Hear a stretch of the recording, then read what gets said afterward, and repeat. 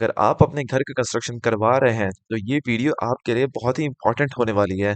क्यों? क्योंकि घर का कंस्ट्रक्शन करवाते वक़्त अक्सर और बेशतर लोग कन्फ्यूज़ रहते हैं कि कौन-सा फ्लोरिंग अपने घर पे यूज़ करना चाहिए, कौन-सा फ्लोरिंग उनके लिए बेहतर रहेगा। सो आज मैं इस वीडियो में इसी चीज़ के बारे में डिस्कस करूँगा कि कौन-सा फ्लोरिंग आपके लिए बेहतर हो सकता है।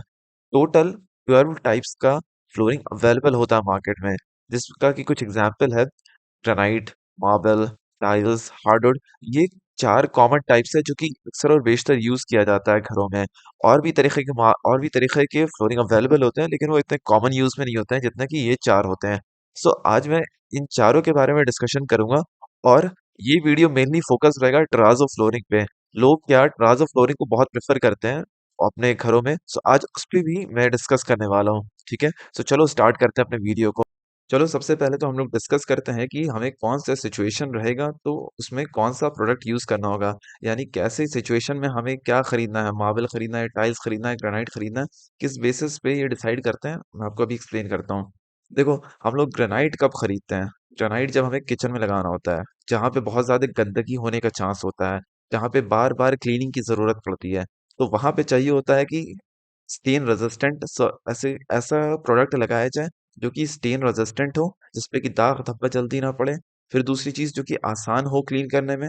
फिर तीसरी चीज़ कि जिसपे कुछ टफ सरफेस रखा जाए, अगर कुछ भारी चीज़ें रखी जाए, तो वो आसानी से उसको बियर कर सकें। तो इसके लिए सबसे बेहतर होता है कि आप अपना ग्रेनाइट लगाइए वहाँ पे, ठीक है? ग्रेनाइट हीट भी मतलब कम होता है, वो जल्दी गर्म नहीं होता है। फिर स्टेन रेजिस्टेंट होता है, फिर उसके बाद स्क्रैचेस नहीं पड़ते हैं उसपे, फिर उसके बाद वो ठंडा भी रहता है। सो इस वजह से आप क्या ग्रेनाइट लगाओ अपने किचन में, ठीक है? किचन में और फिर उसके बाद जब आपका मार्बल की बात आती है, तो मार्बल हमेशा रूम में लगाओ, ठीक है? क्यों? नेचुरल ब्यूटी देता है, नेचुरल खूबसूरती होती है इसकी एकदम, ठीक है? फिर दूसरी चीज़ आसान होता है साफ करने में और ड्यूरेबल होता है, लॉन्ग टाइम चलता है ये। और मार्बल यूज़ करने का एक बहुत बड़ा ये फ़ायदा होता है ना कि ये बहुत ही ड्यूरेबल होता है। अगर आपने इसको एक बार इंस्टॉल कर लिया है और आपने इसको प्रॉपर केयर और मेंटेनेंस दिया है, तो 100 साल तो ये चलेगा ही। आपने एक बार लगा लिया तो मतलब आपकी एक जनरेशन से दूसरे जनरेशन आ जाएँगे और तब तक ये मार्बल लास्ट करेगा। सो इसकी लाइफ स्पैन बहुत ज़्यादा होती है, ठीक है? अब देखो, मैंने ये बता दिया कि मार्बल और ग्रेनाइट इन दोनों को कहाँ-कहाँ पे यूज़ करना है, वो मैंने क्लियरली एक्सप्लेन कर दिया। लेकिन एक सवाल आपके दिमाग में ज़रूर उठ रहा होगा कि मार्बल किचन में क्यों नहीं यूज़ कर सकते हैं? देखो, मार्बल में किचन में यूज़ करने का यही रीज़न है कि उसपे दाग-धब्बे और स्क्रैचेस जल्दी आ जाते हैं, in comparison to the granite. Granite के मुकाबले में मार्बल पे जल्दी दाग-धब्बा और स्क्रैच आ जाता है। सो इसीलिए आप कभी भी किचन में मार्बल यूज़ मत करना, ठीक है? हाँ, आप काउंटर टॉप पे आप यूज़ कर सकते हो, लेकिन आप अपने डेस्क स्लैब पे बिल्कुल भी यूज़ मत करना, ठीक है? जो आपका जो किचन स्लैब होता है, उस पे आप मत यूज़ करना। अगर आप उस पे यूज़ करोगे, तो चांसेस है कि बहुत जल्दी आपका मार्बल खराब हो जाएगा, ठीक है? सो इसलिए उस पे यूज़ मत करना। देखो, ग्रेनाइट और मार्बल यूज़ करने का एक बहुत बड़ा डिसएडवांटेज भी होता है। क्या है ना कि अपना ग्रेनाइट और मार्बल बहुत ही कॉस्टली आता है in comparison to the tiles. Granite marble marble बहुत ज़्यादा महँगा आता है, ठीक है? और उससे सस्ता आता है अपना ग्रेनाइट और उससे सस्ता आता है अपना टाइल्स। तो ग्रेनाइट और मार्बल यूज़ म मतलब कंपैरिजन अगर किया जाए अगर टाइल्स का ग्रेनाइट और मार्बल से, समझ लो अब दुगना प्राइस पड़ जाता है। अगर आप टाइल्स खरीदोगे तो उसके प्राइस से दुगना प्राइस हो जाता है करीब-करीब ग्रेनाइट और मार्बल का। सो इसका ये सबसे बड़ा डिसएडवांटेज होता है कि प्रोजेक्ट को आपके कॉस्टली कर देता है। अगर आप अपना घर बना रहे हो तो भाई आपकी कॉस्ट मतलब इंक्रीज़ कर देगा, करीब-करीब आप समझ के रखो कि अगर 1000 स्क्वायर फीट का घर है, 80,000 से 1 लाख रुपए मतलब कॉस्ट इंक्रीज़ कर देगा उसमें। ये तो हो गया ग्रेनाइट और मार्बल्स के बारे में। अब बात करते हैं हम लोग टाइल्स के बारे में। देखो, टाइल्स में ऐसा है ना कि बहुत वैरायटी ऑफ ऑप्शंस होता है चूज़ करने के लिए। आपको जिस तरीके का टाइल्स चाहिए, आपको उस तरीके का टाइल्स मिल जाएगा मार्केट में। आपको अगर मतलब आजकल तो ऐसा-ऐसा टाइल्स आ गया है जो कि ग्रेनाइट और मार्बल की तरह करीब-करीब दिखता है। इतना बेहतर हो गया अपना टेक्नोलॉजी कि ग्रेनाइट और मार्बल की तरह ही बना दिया जाता है आजकल टाइल्स को। उसका लुक वैसा आता है, ठीक है? एक तो ये हो गया पहला पॉइंट। फिर उसके बाद बहुत अलग-अलग शेप और पैटर्न में अवेलेबल होता है, जो कि सिमिलर होता है ग्रेनाइट और मार्बल्स के, ठीक है? फिर चीपर होता है ये सस्ता पड़ता है मार्बल और ग्रेनाइट से। और आप इसको टाइल्स को ना आप कहीं भी यूज़ कर सकते हो। किचन में भी यूज़ कर सकते हो या फिर आप अपने फ्लोर्स पे भी यूज़ कर सकते हो, वॉल्स पे भी यूज़ कर सकते हो, कहीं भी आप जहाँ भी चाहोगे इसको वहाँ पे यूज़ कर सकते हो, ठीक है? ईज़ी इंस्टॉलेशन होता है इसका कंपैरिज़न में ग्रेनाइट और मार्बल के, क्यों? क्योंकि ये लाइट वेट होता है in comparison to the granite और मार्बल। मार्बल और अगर ग्रेनाइट से कंपैरिजन किया जाए तो ये उससे हल्का होता है, ठीक है? और जब इजी इंस्टॉलेशन है टाइल्स का, इसका मतलब है कि कॉस्ट भी कम लगता है, यानी लेबर कॉस्ट भी कम लगता है इसको इंस्टॉल करने का। तो ये रहा सारा का सारा इसका क्राइटेरिया और एडवांटेज और डिसएडवांटेज, जिसके की बेसिस पे आपको मार्बल या फिर ग्रेनाइट या फिर टाइल्स अपना सेलेक्ट करना चाहिए। और अब बात करते हैं हम लोग टराजो फ्लोरिंग के बारे में, जिसपे कि मेरा मेन वीडियो का फोकस है। तो टराजो फ्लोरिंग की हम लोग बात करते हैं तो आप देखो, जो सामने आप देख रहे हो सरफेस, ये होता है अपना टराजो फ्लोरिंग। देखो, सबसे पहली चीज तो आप ये समझो कि टराजो होता क्या है। देखो, सबसे आसान तरीका इसको ये है समझने का कि जैसे हम लोग अगर कंक्रीटिंग करते हैं तो कैसे होता है कि पहले मोर्टार बनाते हैं, राइट, मसाला बनाते हैं उसका। तो उसी तरीके का एक सिमिलर कंपाउंड है टेराजो, ठीक है। वो कंपाउंड रहता है, उस कंपाउंड को सबसे पहले हम लोग सरफेस पे डालते हैं, जहाँ पे हमें अपना फ्लोरिंग करना है, ठीक है। उस सरफेस पे डाला, और फिर जैसे आप सामने देख रहे हो अभी कि छोटा छोटा पीसेस दिख रहा है आपको, ब्लैक कलर का, कुछ व्हाइट कलर का। ब्लैक कलर का ग्रेनाइट है, व्हाइट कलर का मार्बल है, तो छोटे छोटे पीसेस का, ग्रेनाइट का, मार्बल का, ग्लास का, क्वार्ट्ज का, इन सब का कट करके, और उसके बाद तराजू में डाल देते हैं ऊपर की तरफ, कि भाई हमें ऊपर दिखे वो चीज, हमें वो कट पीसेस ग्रेनाइट का या मार्बल का, जिसका भी हमने कट पीस लगाया है, वो कट पीस हमें दिखे सरफेस पे। सो इस तरीके से जो हम सरफेस को बनाते हैं, तो इसी को कहते हैं हम लोग तराजू फ्लोरिंग। अब हम लोग बात करते हैं इसके एडवांटेजेस के बारे में। देखो, सबसे पहला एडवांटेज तो ये होता है ना इसका, कि ये बहुत ही पॉपुलर चॉइस है कमर्शियल और रेसिडेंशियल बिल्डिंग्स में, ठीक है। मतलब कमर्शियल ऑफिसेज है, बिल्डिंग्स, बैंक्स है, स्कूल्स है, वहां पे ये बहुत ही ज्यादा चलता है, ठीक है। क्यों? क्योंकि ये बहुत ही ड्यूरेबल होता है। इसका दो फायदा हुआ, ठीक है। एक तो कमर्शियल बिल्डिंग्स में इसको यूज किया जाता है, और फिर दूसरी चीज की, बहुत ही ड्यूरेबल होता है, ठीक है। फिर क्या रहता है कि बहुत आसानी से आप इसको साफ कर सकते हो और मेंटेन कर सकते हो इसको, ठीक है। इसको कोई बहुत खास केयर की जरूरत नहीं होती है। बस आपको इसको नॉर्मल टाइम टू टाइम क्या साफ-सफाई करते रहना होता है, बस ये अपनी चमक बरकरार रखता है, ठीक है। फिर तीसरा फ़ायदा क्या है कि ये ड्यूरेबल बहुत ज़्यादा और लो मेंटेनेंस कॉस्ट है इसका। ड्यूरेबिलिटी इसकी बहुत हाई होती है, ठीक है, बहुत लंबे टाइम तक ये चलता है, 80-100 साल चल जाता है ये, ठीक है।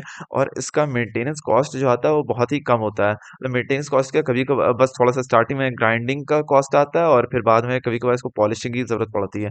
उसके अलावा कोई और इसका कॉस्ट आता ही नहीं है, ठीक है। फिर यूज़ कर सकते हो आप इसको फ्लोर्स में, मतलब आप घरों में अपने फ्लोर्स पे यूज़ कर सकते हो, स्टेयर्स पे यूज़ कर सकते हो, कहीं पे स्टेयर्स का जो लैंडिंग होता है वहां पे यूज़ कर सकते हो, या फिर बैक स्प्लैशेस पे यूज़ कर सकते हो, काउंटर टॉप पे यूज़ कर सकते हो। तो इन सब जगहों पे इसका बहुत वाइड एप्लीकेशन है, ठीक है। फिर ये बहुत वाइड तरीके से आप इसको बना सकते हो, मतलब अलग अलग मटेरियल डाल के बना सकते हो। सिर्फ लिमिटेड नहीं है कि आप ग्रेनाइट यूज़ करो या मार्बल यूज़ करो। आप चाहे तो कट पीस टाइल्स का भी डाल दो, चाहे तो आप ग्लास का डाल दो, क्वार्ट्ज का डाल दो, कैल्साइट का डाल दो, अलग अलग आप मेटल का अलग अलग मेटल का आप पीस डाल सकते हो इसमें, ठीक है। और देखो, सबसे बड़ा फायदा ये होता है ना कि इसमें कोई क्रैक आने का चांस नहीं होता है, जैसे कि मार्बल ग्रेनाइट में आने का चांस होता है, कि अगर मान लो कि आप मार्बल या ग्रेनाइट लगा रहे हो और नीचे से आपने प्रॉपर सरफेस की फिलिंग नहीं की है, प्रॉपर प्रॉपर क्या मसाला भरा नहीं है उसके नीचे, तो क्या होगा कि वहां से वो क्रैक पड़ जाएगा विद टाइम। क्रैक क्यों पड़ जाता है कि एक्स्ट्रा वेट आ जाता है उस पे, जो कि वो बियर नहीं कर पाता है, जितना कि वो बर्दाश्त नहीं कर पाया उतना वेट आ जाता है, तो क्रैक कर जाता है, ठीक है। बट इसके केस में ऐसा कुछ भी नहीं है, ये कहीं से भी क्रैकिंग का कोई भी मसला नहीं होता है, ठीक है। और फिर अगर मान लो बाई चांस अगर मॉइस्चर रह जाता है एट द टाइम जबकि इसको इंस्टॉल किया जा रहा था, तब हाँ कहीं क्रैकिंग का चांसेस बनता है। नहीं तो अगर मॉइस्चर नहीं होगा इंस्टॉलेशन के टाइम पे, आपने प्रॉपर केयर से करवाया होगा काम, तो कहीं भी क्रैक आने का कोई भी चांस नहीं है, ठीक है। और सबसे इसका बेहतर एडवांटेज होता है ना कि ये रफ कंडीशन में आप इसको यूज कर सकते हो, ठीक है। या जैसे कि मैंने बताया ना कि ऑफिसेज में यूज होता है, स्कूल्स में यूज होता है, तो इन सब जगहों पे क्या बहुत ज्यादा ही रश रहता है दिन के टाइम पे, कि बहुत ज़्यादा लोग आना-जाना कर रहे होते हैं, तो बहुत फ्रीक्वेंट यूज़ रहता है इस फ्लोर का। तो वहाँ पे भी ये खराब नहीं होता है, वहाँ पे ये बहुत ड्यूरेबल रहता है। सो ये इसका सबसे बड़ा एडवांटेज है। और देखो, एक इसका सबसे बड़ा एडवांटेज ये भी है ना कि एनवायरमेंटल फ्रेंडली होता है, ठीक है। मतलब कुछ ऐसा एनवायरनमेंट में हार्म नहीं पहुंचाता है, क्योंकि आप छोटा-छोटा कट पीस लगा रहे होते हो टाइल्स का, ग्रेनाइट का। टाइल्स का तो कम लगता है, ग्रेनाइट, मार्बल का, क्वार्ट्ज का, कैल्साइट का, ग्लास का, इन सब चीज़ों का ज़्यादा पीस लगता है। तो आप इन सब का कट पीस लगा रहे होते हो, तो ऐसा कोई खास एनवायरमेंटल हार्म नहीं होता है, ठीक है। सो सबसे बड़ा ये भी एडवांटेज है इसका। ये तो बात हो गई इसके एडवांटेजेस और डिसएडवांटेजेस के बारे में। अब बात करते हैं इसके इंस्टॉलेशन के बारे में। देखो, इसका इंस्टॉलेशन प्रोसेस बहुत ही इजी होता है, मतलब सुपर इजी, ठीक है। आपने अपना जो स्लैब ढाला है उसके ऊपर क्या करना है कि आपको पार्टीशन बना देना है, ठीक है। कितना, 2 बाई 2 फीट का, या फिर 3 बाई 3 फीट का, या फिर 4 बाई 4 फीट का, जिसमें आपको आसानी हो, ठीक है? पार्टीशन बना दो और फिर उसके बाद क्या करो कि आप एक कंक्रीट तैयार करो 1:2:4 यानी M15 का रेशियो आप तैयार करो 1 part cement 2 part sand 4 part aggregate इस तरीके से करके आप रेशियो तैयार करो और फिर क्या करना है उसके बाद आप उसको 34 थिक प्लेस करो, ठीक है? हर आपने जो पार्टीशन बनाया था तो हर स्क्वायर या रेक्टेंगल में आप उसको प्लेस करो और फिर उसके बाद क्या करना है उसके सूखने से पहले आपको तराजू की टॉपिंग डालनी है, ठीक है? 6 की 6 की तराजू की टॉपिंग डालनी है और उसी में तराजू टॉपिंग में आप पीसेस ग्रेनाइट का, मार्बल का, स्टोन्स का या फिर जिसका भी आपको ग्लास का जिस जो भी डालना है आपको, आप उसका पीसेस कट पीस आप उस तराजू टॉपिंग में डाल दो, ठीक है?